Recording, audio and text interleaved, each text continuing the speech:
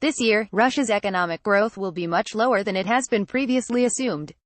The analyses of the subsequent Western investment banks were confirmed by Alexei Kudrin. Regarded as the leader of the reform campaign camp, chairman of the accounts chamber admitted that poorer forecasts had been triggered by American sanctions introduced in April.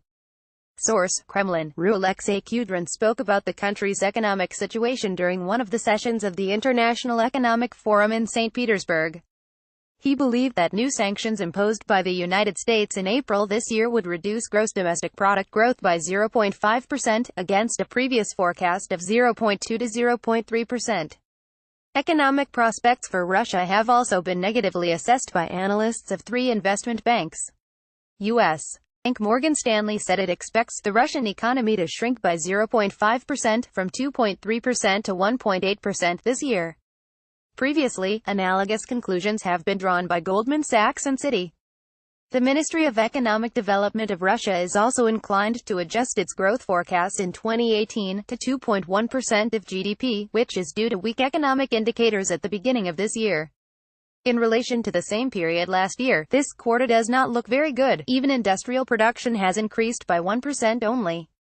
There are many indications that the outflow of capital from Russia may be even greater than in the previous year. The loss for the period between January and April 2018 was amounted to $21 billion and to $31 billion in 2017. Another factor that negatively affects the outlook for the economy is the continued threat of further U.S. sanctions. Russia's investment climate will be additionally hindered by a recent law passed by State Duma that gives the Russian authorities the right to retaliate against the latest U.S.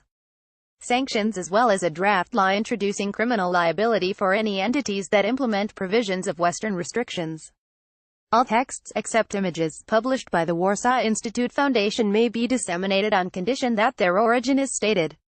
Russia in shock over new sanctions: how Russia avoids sanctions. Episode 2.